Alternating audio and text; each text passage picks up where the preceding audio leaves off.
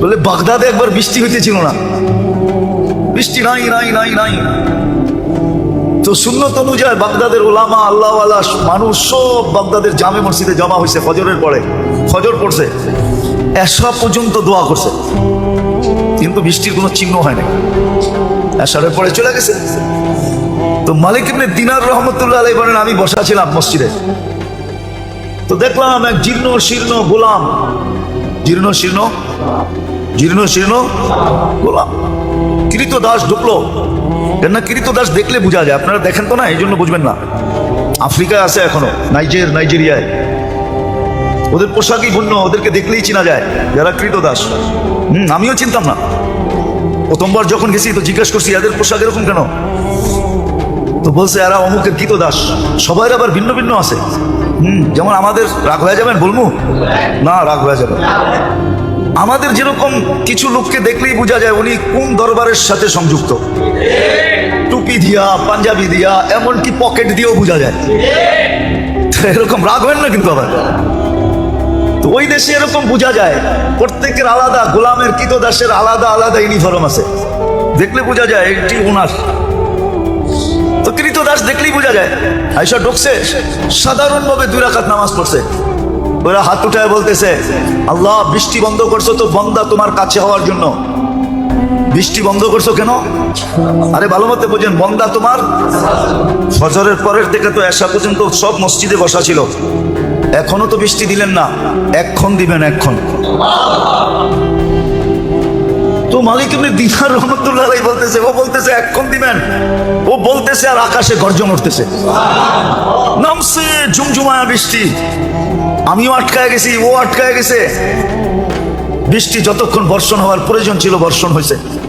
ও মসজিদ থেকে বাহির হয়ে চলে গেছে, আমি দূরত্ব নিয়ে একটু পিছিয়ে গেছি, যায় কোথায়, যায় দেখলাম এক বাড়িতে ঢুকছে। আর ওই বাড়ি ছিল, মালিক ছিল, উনি কৃতদাসের ব্যবসা করতেন, কিনা আনতেন আর বেশি দামে বিক্রি করতেন, ব্যবসা ছিল এক জামানা এটা। তো যায় ঢুকার পরে দেখলাম এক কোনায় জীর্ণ শীর্ণ বসে আছে। তো মালিককে ডাকলাম যে এই গোলাম বেচবা? এটা তো কোনো কামেরই না, এটা নিয়ে কি করবা? গোলাম তো মানুষ কিনে কাজের জন্য, সহযোগিতার জন্য, সাহায্যের জন্য, এটা তো কোনো কাজের না। এটা তো কিনা আমি টাকা লস করছি, এটাকে তো শুধু খাওয়াইতেই হয়, কোনো কাজ পারে না। দেখো না শরীরে কোনো হাড্ডি ছাড়া কিছু নাই। তো মালিক ইবনে দিনার রহমতুল্লাহ আলাইহি বলতেছে, তুই বেচবি কিনা এটা কর, কি আছে না আছে ওটা তো আমার তোর দরকার নাই, বেচবি? তো মনে মনে ভাবতেছে, মনে হয় আল্লাহই পাঠায় দিছে আমার করে সুযোগ, সুবর্ণ সুযোগ মেরে একটা লমসম দাম চাইছে, যা চাইছে মালিক ইবনে দিনার রহমতুল্লাহ আলাইহি বলে ডান, কিনা ফেললাম। টাকা গয়না দিয়ে নিয়ে আসছে। আনার পরেও কৃতদাস জিজ্ঞাসা করতেছে, মালিক তুই আমার এত দোষ শোনার পরও তুই আমাকে কিনলি কেন? তোর কি টাকায় কামড়ায় যে তুই আমারে কিনলি টাকা দিয়া? তো মালিক ইবনে দিনার রহমতুল্লাহ আলাইহি বলে, আমি তোকে দেখা কিনি নাই, আমি তো কিনছি তোর তাআল্লুক দেখা। সারা বাগদাদ বসা ছিল ফজরের পরের থেকে আল্লাহওয়ালা আলেম। ওই সময় বাগদাদেই ছিল। ওই চিত্র খুব তোলার সময় আমার কাছে নাই যে ওই সময় বাগদাদের চিত্রটা কিরকম ছিল।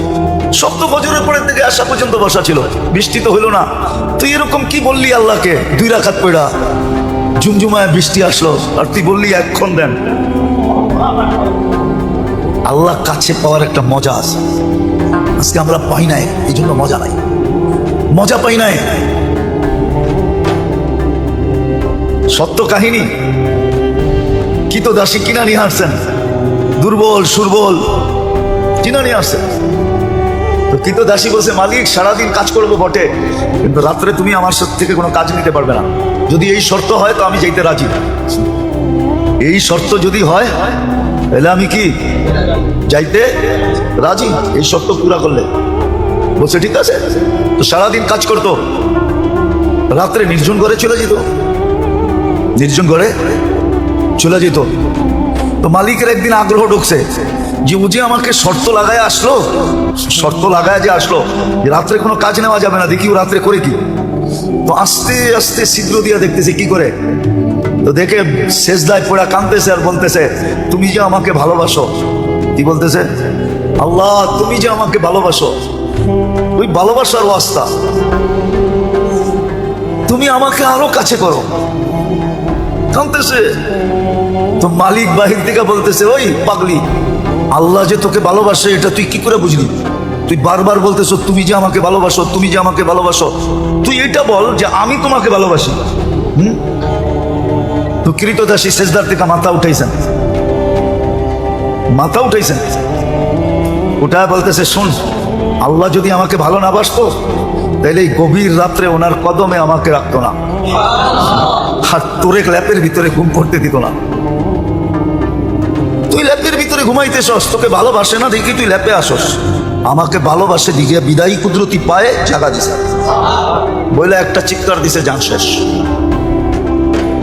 মালিক বলে, বইলা তো নিজের ক্ষতি করলাম, কেন টাকা দিয়ে কিনে আনছে, ক্ষতি হয়ে গেছে না, লস। কিন্তু করবে কি, দাফন কাফন তো করতে হবে।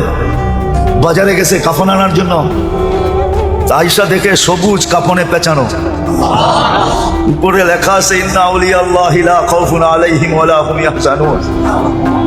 এই কোরআনের আয়াত উপরে লেখা ইন্না আউলিয়া আল্লাহি লা খাউফুন আলাইহিম ওয়ালা হুম ইয়াহজানুন। সত্য এটাই, সত্য এটাই। আমরা মনে করাতে চাই না যে আল্লাহর কাছে হচ্ছে বা আল্লাহ আমাদের কাছে হচ্ছে। আরেকটা মনে উঠলো, এই জন্য বলতেছি, রব আল্লাহ। এই জন্যই তো আল্লাহ বলছিলেন যে আমি এমন রব, কাসসামার রিজক ফালা ইয়ানসা মিন খালকিহি আহাদ। সবারটা সময় মতো পৌঁছাই, কাউকে পৌঁছাইতে ভুলি না। হ্যাঁ, আমাদেরটা আগে পিছে হইতে পারে আমাদের কর্মের কারণে, কিন্তু মানুষ আর জিন ছাড়া কোনো প্রাণীর প্রয়োজন সময়ের 1 সেকেন্ড দেরি হয় না। হ্যাঁ, মনে উঠলো, এই জন্য বলতেছি, জানি না আপনাদের মনে আছে কিনা, মুসা আলাইহিস সালামের জামানায় অনাবৃষ্টি হইতেছিল, বৃষ্টি হয় না, হয় না, হয় না, হয় না, জমিন শুকায়া কাঠ হয়ে গেছে। তো মুসা আলাইহিস সালাম বনি ইসরাইলদেরকে বলতেছিল, চলো আল্লাহর কাছে বৃষ্টির জন্য দোয়া করি। যেই খরা চলতেছে, কিছুদিন পরে কিচ্ছু থাকবে না। দেখেন না মাঝে মাঝে উন্নত দুনিয়া, দেখেন না আমেরিকা, কানাডা, ইংল্যান্ড, ফিনল্যান্ড, ইউরোপে মাঝে মাঝে দেখেন না বুশফায়ার হয়, বুশফায়ার, বুশফায়ার বুঝেন, আগুন লেগে যায়, দেখেন না জঙ্গলে। হ্যাঁ, অস্ট্রেলিয়াতে হয়, এবার তো আমেরিকায় হয়েছে জীবনের সেরা। তো এটা হলো খরার কারণে, শুকাইতে শুকাইতে শুকাইতে শুকাইতে এক সময় গরমের কারণে আগুন ধরে যায়। মুসা আলাইহিস সালাম চলছে বৃষ্টির জন্য, দোয়া করবে বনি ইসরাইলকে নিয়ে। আর আগে নিয়ম ছিল, যেদিন ইস্তেসকার নামাজ পড়বে ফজরের পরের থেকে কিছু খাবে না, রোজার মতো থাকবে, রোজার মতো। এমনকি বাচ্চাদেরকে মা দুধও দিবে না, জানোয়ারকে কোনো খাওয়া দিবে না, যেন সবাই আল্লাহর দিকে ফিরে। তো আধা রাস্তায় যায় বলতেছে, চলো দোয়া করতে হবে না, বৃষ্টি চলে আসবে। বনি ইসরাইল একটু গারতেরা জাতি ছিল, গারতেরা, গারতেরা বুঝেন? আবার বরিশালের মানুষ থাকলে চেতা যাইব, ঠিক না? মুই কি কম বুঝি, মোরে কম বুঝাইতে হইবে, মুই কি কম বুঝি? বনি ইসরাইল এরকমই ছিল। বলতেছে, মুসা দোয়াই তো করলাম না আলাইহিস সালাম, দোয়াই তো করলাম না, বৃষ্টি কোত্থেকে আসবে? তাইলে কষ্ট করে আনাইলাই কেন? তো পুরা জাতি তর্কে বিতর্কে জড়ায় গেছে মুসা আলাইহিস সালামের সাথে। মুসা আলাইহিস সালামের বলার ইচ্ছা ছিল না, তো বলছে, শোনো, তোমাদের দোয়ার আগে পিপিলিকার দোয়া কবুল হয়ে গেছে। পিপিলিকা আল্লাহর কাছে দোয়া করছে, লিমা তুআদ্দিবুনা বিদুনুবি ইবাদিক, ইলাহি তোমার বন্দার গুনার কারণে আমাদেরকে শাস্তি দাও কোন দুঃখে? গুনাহ তো তোমার বন্দা করছে, মানুষ গুনাহ করে, প্রাণী তো গুনাহ করে না। মানুষের গুনার কারণে আমাদেরকে শাস্তি, এটার যুক্তি কি? কোন যুক্তিতে? তো বলছে, এই যে খরা, খাদ্যগুলা সব শুকায়া কাঠ হয়ে গেছে, আমাদের দাঁতগুলা নরম, চাবাইলে দাঁত ভাঙা যায়, খাদ্য খাবো তো দূরের কথা, উল্টা দাঁত হারায়া ফিরে আসতে হয়। আর বৃষ্টি হলে খাদ্যের ভিতরে পানি ঢোকে, ওগুলা সফট হয়, নরম। পাওয়া রুটি তো এই জন্যই পাওয়া রুটি কয়, ঠিক না? টোস্টরে তো এই জন্যই টোস্ট কয়, ঠিক না? টোস্ট খাইলে মনে হয় যে কাঁকড়া ভাজা চাবাইতেছে, ঠিক না? খট খট খট খট শব্দ হইতেছে, ঠিক না? তো কয় যে নরম হইলে আমাদের খাইতে সুবিধা হয়। এখন তো সব কাট হয়ে গেছে, কামড় দিতে দেরি, দাঁত হারাইতে দেরি হয় না। আমাদের সাথে এই ব্যবহার কিসের জন্য? তা আল্লাহ পিপিলিকার অভিযোগ গ্রহণ করছেন, বৃষ্টি পাঠায় দেওয়ার সিদ্ধান্ত নিয়ে আনেছেন। তো যেটা বুঝাইতেছিলাম দোষ তো আমাদের, প্রয়োজনও আমাদের, দোষও আমাদের। তো সবচেয়ে বেশি ঘনিষ্ঠ হওয়া দরকার ছিল আল্লাহর সাথে, কেননা আল্লাহ মহাকর্তা, মহা পালনকারী, লালনকারী, পালনকারী, রক্ষক, সুরক্ষাকারী, হেফাজতকারী আল্লাহ। ওনাকে কাছে নেওয়ার, ওনার কাছে হওয়া উচিত ছিল, ওনাকে কাছে করা উচিত ছিল। আর সত্য আমরা করি নাই বিদায় মজা পাই না। যে যেটা খায় নাই ওরে বয়ান দিয়ে এটার মজা বোঝানো যাবে না, ঠিক না? যে যেটা খায় নাই ওরে ওইটার মজা বয়ান দিয়া, হাকি মজা অন্য জিনিস, স্বাদ অন্য জিনিস। এই জন্যই তো কবিতা আসছে, নাহলে কবিতা আসতো না। কি যাত না বিষে বুঝিবে সে কিসে, কবু আসি বিষে ডংসিনি যারে।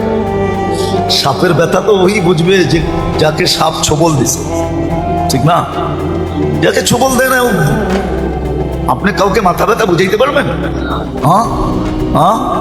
কিন্তু যার হয়েছে সে তো বোঝে, কি ঠিক না? তো না হইলে বোঝা যায় না। আল্লাহর কাছে হওয়া যে কত মজা, নাইলে এই কথা কোনোদিন হইতো না। আউলিয়ানে লাথ মারি, আল্লাহ ওরা দুনিয়ায় লাথি দিতেন না। থাকে দুনিয়ার ভিতরে, লাথি দেয় দুনিয়াকে। এটা আপনার যুক্তিতে আসে নাকি? যে থাকতেছে দুনিয়াতে, খাইতেছে দুনিয়ারটা, পড়তেছে দুনিয়ারটা, লাথি দিতেছে কাকে? এটা হয় যুক্তিতে? কিন্তু ওনারা জানে কেন লাথি দিতেছে, কেন লাথি দিতেছে। সত্য এটাই। এই জন্যই দুনিয়ায় দুই দল হয়ে গেছে। একদল দুনিয়ার পিছে দৌড়াইতেছে, দুনিয়া ওদেরকে লাথি দিতেছে, ফুটবলের মতো লাইতাইতেছে, আর ক্লান্ত করতেছে, গাম জড়াইতেছে। আর আরেক দল দেখা যায় আল্লাহর দিকে দৌড়াইতেছে, দুনিয়া ওদের পিছে দৌড়াইতেছে, আর ওরা দুনিয়াকে লাথি মেরা সরাইতেছে। সর, আমার দরকার নাই, আমার আমার দরকার নাই, আমার দরকার নাই, আমার প্রয়োজন নাই। ওরা দুনিয়াকে লাথি মারতেছে, আর একদল আছে যাদেরকে দুনিয়া লাথি মারতেছে, ক্লান্ত করতেছে। তো যেটা বুঝাইতেছিলাম, না জানি না এতক্ষণ পর্যন্ত বুঝে আসছে কিনা, সবচেয়ে বেশি আমাদের উচিত ছিল আল্লাহকে সঙ্গে নেওয়া, আল্লাহর কাছে হওয়া। এটাই মুসলমানদেরকে আল্লাহ বুঝাইতে চাইছে। কুল্লি কামা উরিদ আকুন লাকা কামা তুরিদ। আমি যেমন চাই তেমন করে দেখাও, তুমি যেমন চাবে আমি তেমন করে দেখাবো। কুল্লি কামা উরিদ আকুন লাকা কামা তুরিদ। আবার করার ভিতরে আল্লাহ যে করা চাইতেছেন আমার থেকে, আপনার থেকে, এটা কি অনেক বেশি? না, ওটাও সীমা দিয়া দিছেন, সাধ্যের বাহিরে না, অতিরিক্ত না। অতিরিক্ত যদি বৈধ হইতো তাহলে এই হাদিস কোনোদিন হইতো না। তিনজনে বসে যুক্তি পরামর্শ করা, তিনজনে ঘোষণা দিতেছে আমি সারা রাত্র ইবাদত করব। আরেকজন বলতেছে আমি সারা জীবন রোজা রাখবো। আরেকজন বলতেছে আমি বিয়ে শাদী করব না। আল্লাহর রসুল শুনতেছে চুপচাপ। তিনজনের ঘোষণার পরে বলতেছে একটাও ঠিক না। আমি রাত্রে ঘুমাইও, আবার সজাগ থাকি, ইবাদতও করি। আমি বিয়েও করছি একাধিক, আমি রোজাও রাখি, আবার রোজাও ছাড়ি। বিদায় আমি যেটা করতেছি এটাই সঠিক। তোমাদেরটা যদিও আমার তুলনায় অনেক বেশি দেখা যাইতেছে, সারা রাত্র ইবাদত, কিন্তু এটা সঠিক না। ওয়ালি জাসাদিকা আলাইকা হাক্ক, তোমার শরীরেরও হক আছে। আরামের জন্য ঘুমও দরকার, ক্লান্তি দূরের জন্য ঘুমও দরকার, সুস্থতার জন্য ঘুমও দরকার। তো আল্লাহ রসুল বুঝেইছেন, তাহলে বুঝা গেল সাধ্যের বাহিরেও না, অতিরিক্ত না, সহজ করছেন। আল্লাহর কাছে হওয়া, আল্লাহ পাওয়া সহজ ছিল। যদি আমি শিখতাম, যদি আমি করতাম, করলে সহজ, শিখলে সহজ। আমরা তো শিখিও না, করিও না। এই জন্য আমাদের কাছে কঠিন মনে হয়। অপরিচিত জায়গায় যাইতে মানুষ যাওয়ার আগেই ভীতু হয়, অনেক ভাবনা ভাবে, ঠিক না? তো না শিখলে কঠিন মনে হয়, না জানলে কঠিন মনে হয়। আসলে কঠিন না, আল্লাহ পাওয়া তো সহজ। অনেকবার বলছি, এবারও বলতেছি, বনি ইসরাইলের ওই বদমাস আল্লাহর জন্য তো শোভনীয় না শব্দটা, দুই শব্দে আল্লাহকে পটায় ফেলছে, রাজি করে ফেলছে, খুশি করে ফেলছে, নিজের পক্ষে নিয়ে নিছে। কেমন নেওয়া নিছে? আল্লাহ মুসা আলাইহিস সালামকে বলছে জানাজা আপনার পড়াইতে হবে, যে জানাজায় শরীক হবে তার গুনাহ মাফ হবে। অথচ লিস্টেড বদমাস, হ্যাঁ, বদমাশির দিক দিয়া পুরো বনি ইসরাইলের 1 নম্বর সেলিব্রিটি। বদমাশির দিক দিয়া সবাই চিনতো বদমাস, কিন্তু শেষ মুহূর্তে এসে এমন এক শব্দ বলছে, ইয়া মান লা তাদুররুহু যুনুব ওয়া লা তানফা। ওয়াল্লাহ, গুনায় তোর কোনো ক্ষতি সাধিত হয় না, আর লাভও হয় না, না লস না লাভ। ওয়ালা তানকুসুল মাগফিরা, মাফ করে দিলে তোর ভান্ডারে কমেও না। ফাআমুতু ফরিদান ওয়াহিদা, দেখ আমি লোকালয়ের বাহিরে একা একা পড়া মরতেছি। ওয়া আনতা কুলতা আনতাল গফুরুর রহিম, আর আপনি নাকি গফুরুর রহিম। মাফ যদি না করলেন তো আপনি গফুরুর রহিম হয়ে আমার লাভটা হইল কি? এতটুক কথা বুঝলে অনেক কিছু, না বুঝলে কিছুই না। আল্লাহকে বিলকুল পক্ষে নিয়ে আসছে,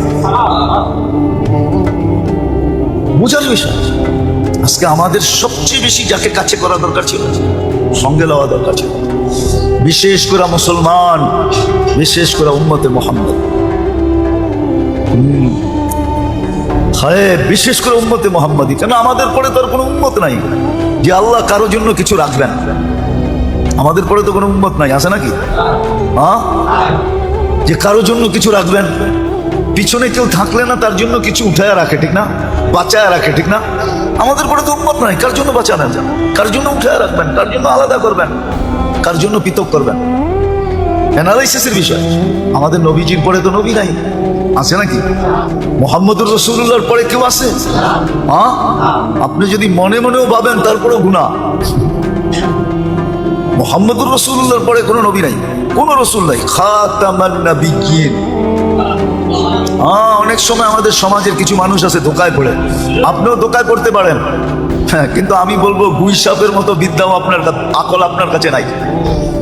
হাদিসে দাব আছে, দাব। গুই সাপকে আল্লাহ রাসূল জিজ্ঞাসা করছিলেন, কুল মান আনা, আমি কে? তো গুই সাপ স্বীকারোক্তি দিয়েছে, আনতা রাসূলুল্লাহ রাব্বিল আলামিন, সমস্ত জগতের রবের রাসূল, খাতামান নাবিয়্যিন।